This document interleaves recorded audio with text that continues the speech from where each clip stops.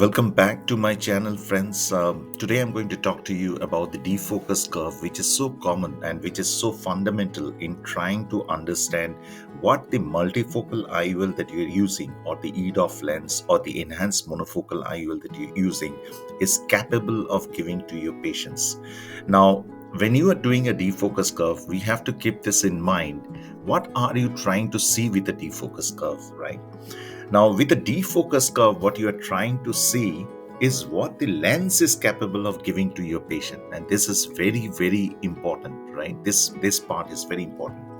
What I'm explaining here is that you are trying to understand what your lens is capable of giving to your patient, and not what your patient is seeing with the lens. These are two different things. What is the lens capable of giving to your patients, you will understand when at the outset of doing the defocus curve, you have made the patient best corrected distance visual acuity should be 6 by 6. You cannot do a defocus curve on a patient who has uncorrected refractive error. And this is important because if there's uncorrected refractive error, that could be because of biometry, that could be because of effective lens position issues.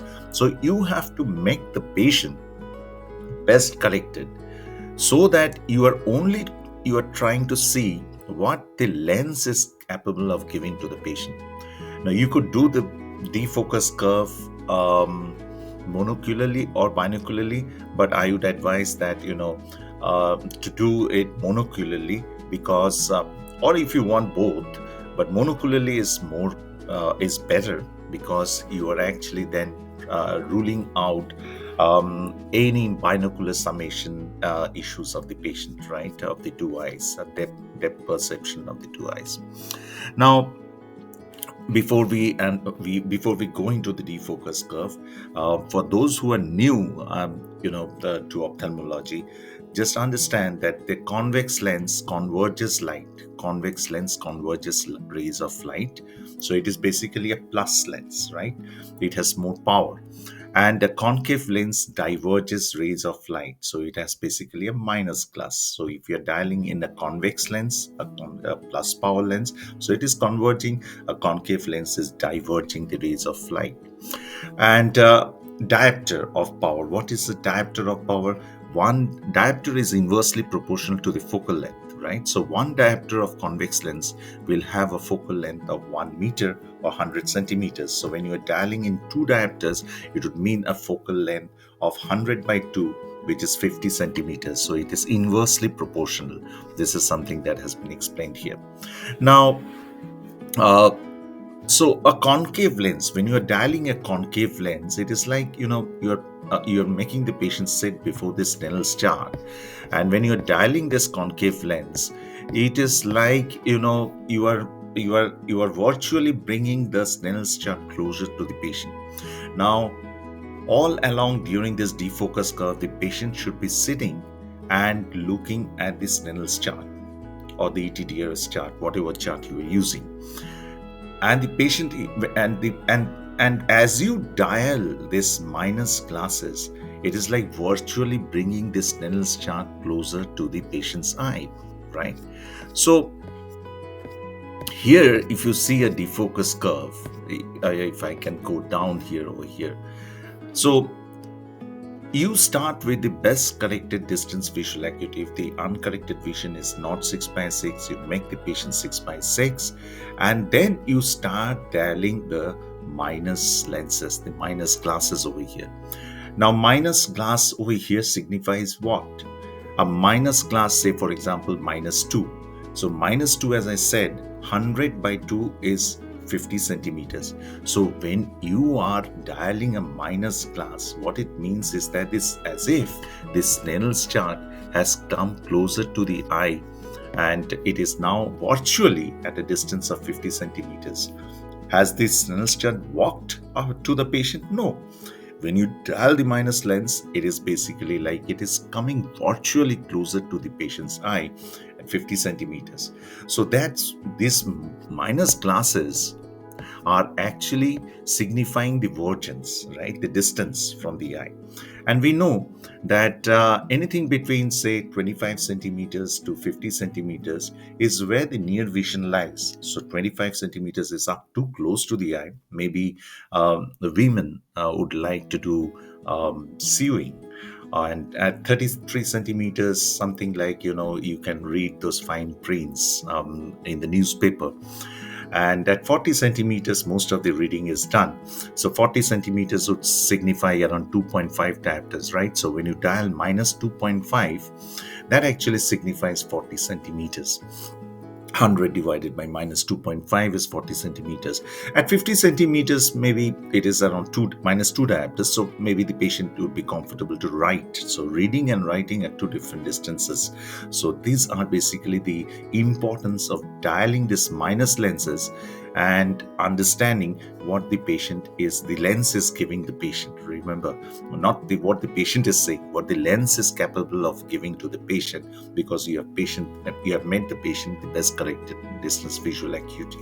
You're saying you have your starting point of the defocus is best corrected distance visual acuity, which is the 0. Right? So what happens when you dial the minus lenses over here is that, remember, you say, for example, this is basically the retina.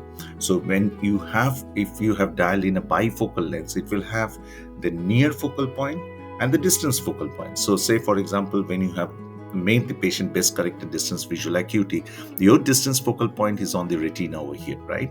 Where will the near focal point be? It will be closer to the retina, but not on the retina, right? It will be before the retina. Now, when you dial this minus glasses, what happens is that you are defogging the patient, right? You are fogging the patient, kind of. So the distance focal point now shifts, right, beyond the retina, and the near focal point starts moving towards the retina. Okay, so say, for example, at minus 1 diopter, the distance focal point, you have actually shifted the distance focal point beyond the retina, but the near focal point has also has gone towards the direction of the retina now, because you have dialed a minus glass. But neither of the focal point is now on the retina, right? So, for example, minus 1.5 or minus 2 classes, if this is a bifocal lens with a plus 3 at power, right? A plus 3 at power means that, when you have dialed this minus classes, minus 1.5, you have pushed the distance focal point away from the retina. The near focal point is also moving closer to the retina as you dial in this minus 1, minus 1.5 classes, minus 2 classes. But the near focal point is not also on the retina, right? So the patient's vision actually starts dropping. But then, as you dial this minus 3 lens, say assuming that this bifocal lens is minus 3 at power, as you dial the minus 3 lens, the near focal point will now sit on the retina, and that is where you will find that the patient's vision is jumping back to 6x6 to 20x20, and but the distance focal point is actually far away from the retina. So the patient is now using the near focal point to see the Snell's chart. So that is the fundamental principle behind the defocus curve. Now this remains the same for trifocal ions also, except that in a trifocal IOL you have the near focal point, intermediate focal point, and distance focal point. As you start dialing this minus 0.5 glass, the distance focal point shifts from the retina, away from the retina. The near and the intermediate comes closer to the retina, moves towards the direction of the retina. So if this lens has, say, an at power of 1.5 diopters, then when you dial the minus 1.5, the intermediate focal point will then sit on the retina. And that is where you will find that the intermediate vision of the patient has improved. So minus 1.5 means around 65 centimeters, 66 centimeters. So that means this Snell's chart is away from the retina by 66 centimeters. It is closer to the retina at a distance of 66 centimeters, and therefore the patient is now, that signifies the patient's intermediate vision. Now, as you keep dialing this minus 2, minus 2.5 glasses, what happens? The distance and the near are now away from the retina, but the near focal point is shifting to the retina, and the patient starts again seeing through the near focal point, the Snell's chart, which signifies the near focal point, near vision of the patient, because As I said before, anywhere between 50 centimeters, 30 centimeters is basically what signifies the patient's near task, is basically what the a patient's near vision is, right? So that's basically the explanation to the defocus curve. And all along, remember that you are dialing this minus classes over here. Why are you dialing the minus class and why not the plus classes? Because if you dial the plus classes over here, if you dial the plus classes, what happens to the focal points, the distance focal point and the that was sitting on the retina before the start of the defocus curve? You dial the plus classes and all the three focal points shifts away from the retina, so it may not be very helpful. Now, how to interpret the depth of the defocus curve, and that's basically what I explain over here in this article. The defocus curve interpretation over here. Now, say for example, the resto plus 4 of yesteryears. This is basically the resto plus 4. So here actually you can see with the plus dialing of plus 1 to around minus 4 classes, it is giving you this is your functional amplitude, right? The depth of focus that your lens is giving to your patient, either your trifocal IOL or EDOF lens, right? So between the rest of plus 2.5, this will be the plus 2.5 and the plus 3, and this is the plus 4. So you can see a greater functional amplitude or depth of focus for the patient over here, right? Because you can see nowhere the rest of plus 3 actually fell below the 20 by 32, but you can see the rest of plus 4 with a dial of minus 1.5, it falls below the plus below the 20 by 32 mark. So between the two lenses you see a greater functional amplitude. That's the first thing that you might see over here, right? So again, over here, this is probably the Panoptix one. So here you can see that the Panoptix provides a functional amplitude of, if you take the 0.2 log mark, which is around 20 by 32. So from 20 by 32, dialing this one diopter lens to 20 by 32, dialing this minus 3.5 diopter lens. So minus 3.5 and 1 diopter would mean that there is a spread of around 4.5 diopters, right? So 4.5 diopters of functional amplitude you get with the Panoptix lens. Now, and after seeing that, you can also see where your patient will get the near, which is around minus 2.5, which is 40 centimeters. 100 divided by minus 2.5 is 40 centimeters. How good will be the patient's intermediate vision, and where is the patient's peak intermediate vision? That's coming at around minus 1.5 diopters. That's basically the 66 centimeters mark, right? So these are some of the things that you see. Now, there are also limitations of defocus curve. It's not that there are no limitations. One is that defocus curve is often influenced by the patient's pupil size, induced astigmatism, chart distances, and chart distances are always not very standardized. So if you are doing a chart, if you're measuring the patient's vision at 6 meters to 4 meters, then you have to take that into consideration, because there will be some amount of accommodation. So if you're doing if your chart distance is at 4 meters, probably your optotypes will also be will be adjusted to that distance also. If not, then you have to take care of the accommodation and dial in some minus classes of around pupil size, induced astigmatism, spherical aberration of the patients. These are all also some of the limitations that can actually influence the defocus curve here.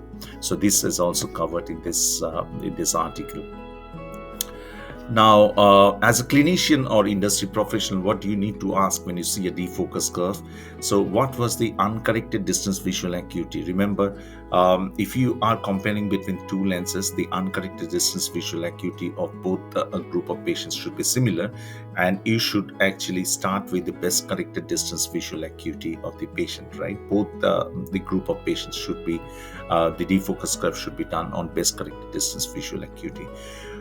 And there are other things that can actually also influence. For example, the axial length, K readings, ACDs. These are also some of the things that can influence your defocus curve, right? The pupil size, as I have already said. So where would you find this article? This article you will find in my blog, in my website, quickkind.org, and under the optics section. And you will see this understanding defocus curve of multifocal IOLs. You can access this article. Alternatively, you can always use the search button and you type in defocus curve, and you will find this article over here. I hope you find this article interesting. Thank you very much for your patient listening. Do not forget to subscribe for future updates. Thank you very much.